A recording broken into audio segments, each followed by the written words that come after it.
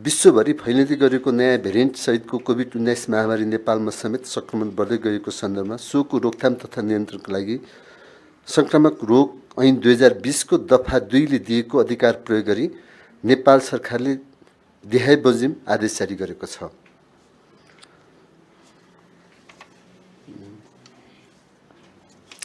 एकमा काठमाडौँ, ललितपुर, भक्तपुर जिल्लाका सबै महानगरपालिका तथा नगरपालिका, विराटनगर, वीरगञ्ज, भरतपुर, पोखरा महानगरपालिका, इटहरी, धरान, जनकपुर, हेटौडा, बुटोल, घोराई, तुलसीपुर, नेपालगञ्ज तथा धनगढीमा उपमहानगरपालिका, मेची नगर, बिर्तामोड, दमक, राजविराज, बनेपा, धुलीखेल, सिद्धार्थनगर, वीरेन्द्रनगर तथा भीमदत्त नगर नगरपालिकामा रहेका शैक्षिक संस्था, विद्यालय, कलेज, ट्युसन सेन्टर, तालिम केन्द्रमा सम्बन्ध 2078 साल वैशाख मसान्तसम्म भौतिक रूपमा उपस्थित नभई भर्चुअल वा वैकल्पिक शिक्षण सिकाइका विधिहरू अपनाई शैक्षिक गतिविधि सञ्चालन गर्ने, विद्यालय र कलेजका पूर्व निर्धारित परीक्षा तथा चिकित्सा शिक्षाका सबै किसिमका प्रयोगात्मक तथा जनस्वास्थ्यका मापदण्ड पालन गरी सञ्चालन गर्ने। यसमा चाहिँ विशेष चाहिँ चिकित्सा शिक्षाका लागि हामीले स्वास्थ्य मापदण्ड अपनाई सञ्चालन गर्ने भनेका छौँ। यसलाई पूर्ण बन्द भएको छैन। Cinema hall, party palace, dance bar, दोहोरी नाचघर, club, health club, gymkhana, swimming pool, futsal, सभा, आमसभा, जुलुस, हाट बजार, रङ्गशालामा हुने दर्शक सहितको खेलकुद र मानिसको भिडभाड हुने अनि सबै प्रकारका कार्यक्रम सम्बद्ध 2078 साल वैशाख मसान्तसम्म बन्द गर्ने,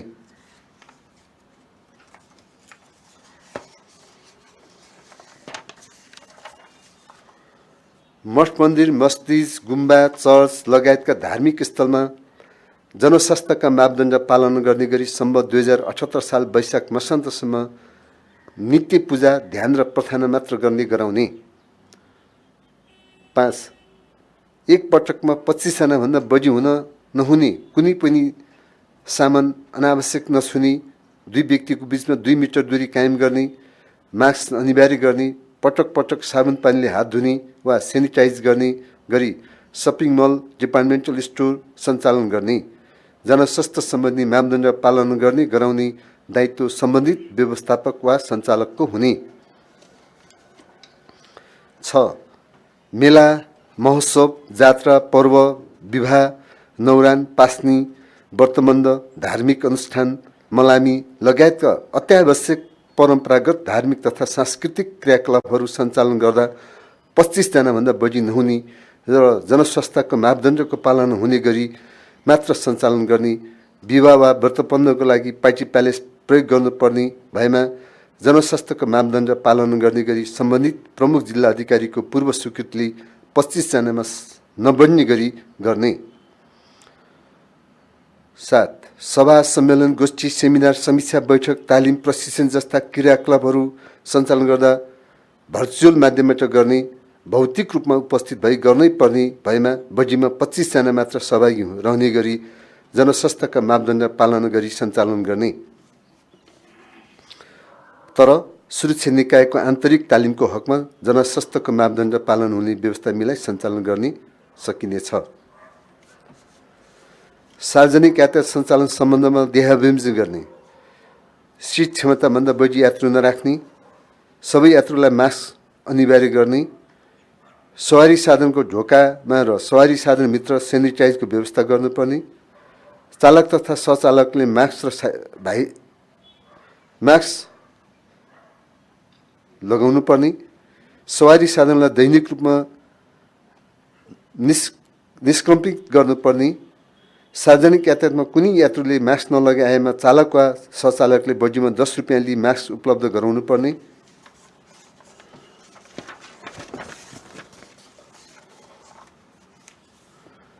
मास्क नलगाउने व्यक्तिलाई सवारी साधनमा प्रवेश गर्न नदिने,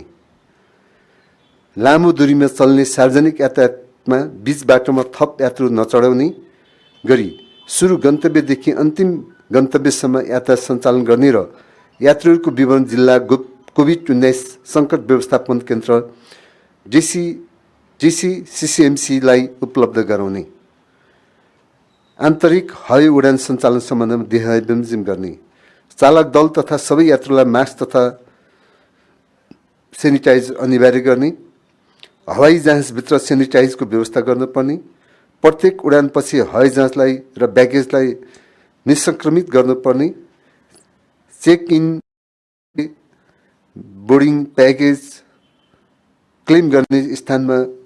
भिडभाड हुन नदिने र जनस्वास्थ्य लागू गर्ने। 10. कार्यालय र पसल जस्ता सार्वजनिक स्थलमा सेनिटाइजर र मास्कको प्रयोग अनिवार्य गर्ने,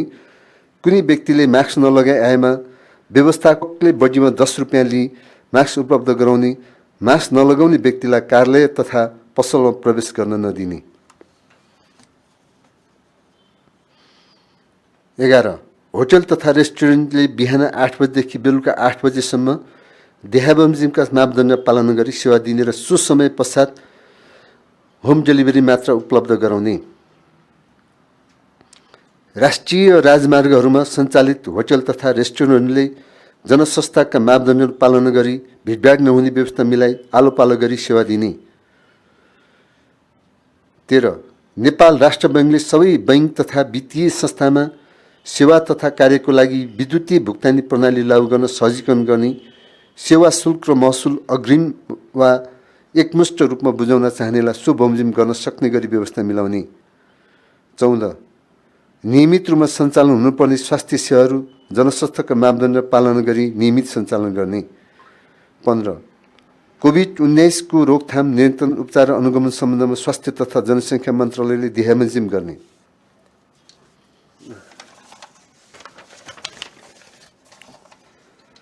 रोगको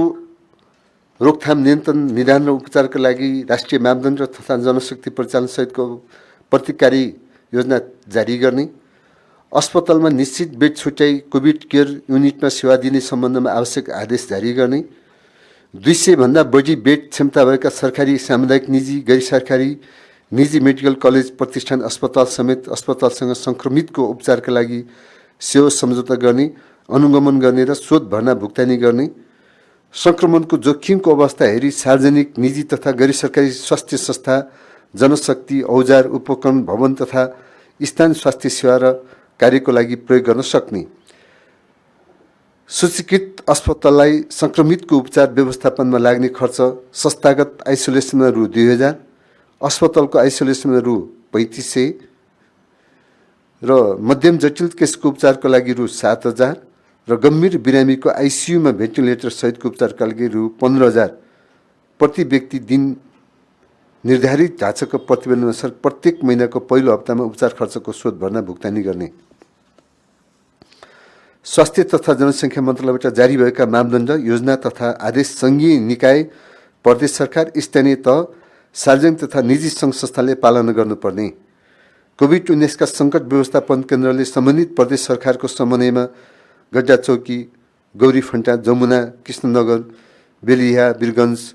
रानी तथा काँगडभिट्टा अन्तर्राष्ट्रिय स्थलगत सीमा नाका र आवश्यकता अनुसार अन्य थप अन्तर्राष्ट्रिय स्थलगत सीमा नाकाको नजिकै पाएक पर्ने स्थानमा कम्तीमा 1000 जनाको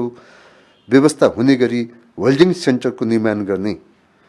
कोभिड-19 को रोकथाम, नियन्त्रण, उपचार र अनुगमन सम्बन्धमा प्रदेश सरकारले दिशानिर्देश गर्ने।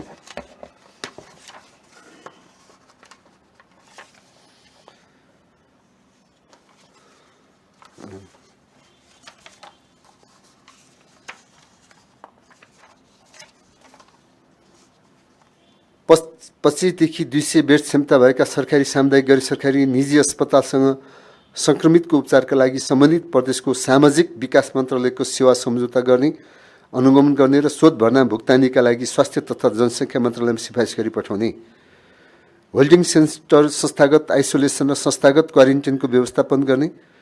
उपचार सम्बन्धमा अस्पताल व्यवस्थापन, प्रयोगशाला, अक्सिजन तथा भेन्टिलेटर समेत रेफरल एम्बुलेन्स र एयर लिफ्ट समेतको व्यवस्था मिलाउने, quarantine, isolation, case investigation, contact tracing, उपचार व्यवस्थापन, परीक्षण लगायतका कार्यको लागि अत्यावश्यक सामग्री खरिद तथा जनशक्ति परिचालनको आवश्यक व्यवस्था मिलाउने। 15 बेडसम्म क्षमता भएका सरकारी सामुदायिक सरकारी र निजी अस्पतालसँग संक्रमितको उपचारका लागि सम्झौता गर्ने अनुगमन गर्ने र शोधभर्ना भुक्तानीको लागि स्वास्थ्य तथा जनसङ्ख्या मन्त्रालयमा सिफारिस गरी पठाउने, होम क्वारेन्टाइन र होम आइसोलेसनमा रहेका व्यक्तिको स्वास्थ्य निगरानी तथा अनुगमन गरी थप जाँच वा उपचार आवश्यक पर्ने देखिएमा प्रयोगशाला र अस्पतालसँग समन्वय गरी त्यस्तो संस्थासम्म पुर्याउने काममा सहजीकरण गर्ने, कोभिड-19 का चिन्ह तथा लक्षण भएका व्यक्तिको एन्टिजेन परीक्षण गर्ने र नतिजा नेगेटिभ आएका व्यक्तिको PCR परीक्षण गर्ने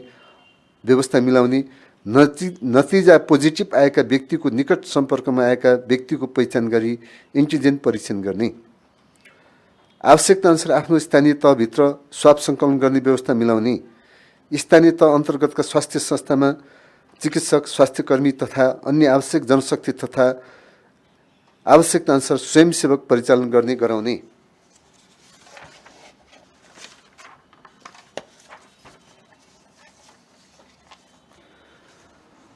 कोभिड-19 का कारण मृत्यु भएका व्यक्तिहरूको शवको व्यवस्थापन वा अन्त्येष्टि आफ्नो धर्म परम्परा र संस्कृति अनुसार सम्बन्धित परिवार वा समुदायले 25 जना भन्दा बढी मलामी नहुने गरी जनस्वास्थ्यका मापदण्डको पूर्ण पालना गरी गर्ने व्यवस्था मिलाउने, तर सो बमोजिम गर्न सम्भव नभएमा कोभिड-19 का कारण मृत्यु भएका व्यक्तिको शव व्यवस्थापन सम्बन्धी संक्षिप्त कार्यविधि 2076 अनुसार नेपाली सेनाले गर्ने, कोभिड-19 को रोकथाम, नियन्त्रण र उपचार र निगरानीका लागि आम नागरिकले देहहाम गर्ने, जनस्वास्थ्यका मापदण्ड पूर्ण रूपमा पालना गर्ने, घर बाहिर निस्कँदा अनिवार्य रूपमा मास्कको प्रयोग गर्ने, प्रयोग गरिएका विसर्जन गर्नुपर्ने मास्क बन्द डस्टबिन वा प्लास्टिक झोलामा बन्द गरी सुरक्षित साथ राखी 5 दिनपछि मात्र विसर्जन गर्ने, घर तथा सार्वजनिक स्थानमा जताभावी नथुक्ने र प्रयोग गरेको मास्क नफाल्ने, विदेशबाट नेपालमा आउँदा वा निकट सम्पर्कमा रही कन्ट्याक्ट ट्रेसिङमा परेमा परीक्षणबाट नतिजा नेगेटिभ भए तापनि कम्तीमा 10 दिन होम क्वारेन्टाइनमा अनिवार्य रूपमा बस्ने, PCR परीक्षणका लागि प्रयोगशालामा स्वाब दिएपछि नतिजा नआएसम्म बाहिर हिडुल भेटघाट वा बैठक नगर्ने, स्थानीय तहमा क्वारेन्टाइन आइसोलेसनमा बसेका व्यक्तिहरूलाई सक्दो सहयोग गर्ने, अन्य व्यक्तिले जनस्वास्थ्यका मापदण्ड पालना नगरेमा स्थानीय तह, स्थानीय प्रशासन, स्वास्थ्य संस्था, टोल सुधार समिति, उपभोक्ता समिति वा सम्बन्ध अन्य निकाय वा संस्थालाई यथाशीघ्र जानकारी गराउने, होम आइसोलेसनमा बसेका व्यक्ति स्वास्थ्यकर्मीको नियमित सम्पर्कमा रहने र स्वास्थ्य सम्बन्धी कुनै समस्या भएमा तुरुन्तै नजिकको अस्पतालमा जाने, अन्तर्राष्ट्रिय स्थलगत सीमा नाकाबाट प्रवेश गर्ने व्यक्तिलाई क्वारेन्टाइन, आइसोलेसन वा गन्तव्यमा पुर्याउन स्थानीय तहलाई आवश्यक सहयोग पुर्याउने, आइसोलेसन केन्द्र र अस्पतालले शोध भर्ना भुक्तानीबाट प्राप्त रकम मध्येबाट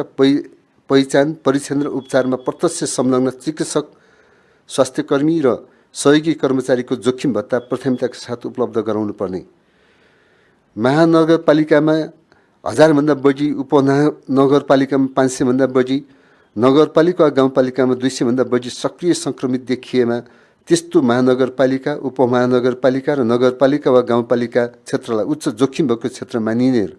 सो क्षेत्रमा स्थानीय प्रशासनले यस आदेशमा उल्लेखित विषयका अतिरिक्त अन्य नियन्त्रणका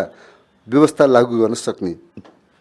यस आदेशको पालना गर्नु सबैको कर्तव्य हुनेछ। यस आदेशको अवज्ञा गर्ने वा आदेश कार्यान्वयनमा बाधा पुर्याउने व्यक्ति तथा संस्थालाई संक्रामक रोग ऐन 2020 बमोजिम कारबाही र सजाय हुनेछ। यो आदेशको कार्यान्वयन गर्नमा कोभिड-19 सङ्कट व्यवस्थापन केन्द्र, प्रदेश कोभिड-19 सङ्कट व्यवस्थापन केन्द्र, जिल्लामा जिल्ला कोभिड-19 सङ्कट व्यवस्थापन केन्द्र र स्थानीय तहमा रहेको स्थानीय कोभिड-19 सङ्कट व्यवस्थापन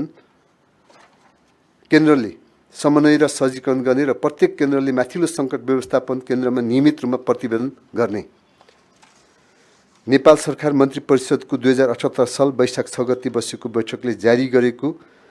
आदेशको विस्तृत विवरण नेपाल सरकार सञ्चार तथा सूचना प्रविधि मन्त्रालयको वेबसाइटमा राखिनेछ र उक्त आदेश नेपाल राजपत्रमा पनि प्रकाशित हुने जानकारी गराउँदछु। साथै पहिलो चरणमा कोरोना भाइरस विरुद्धको खोप लगाएकालाई भोलि मङ्गलबारदेखि वैशाख 11 गतेसम्मको दोस्रो डोजको खोप लगाइनेछ।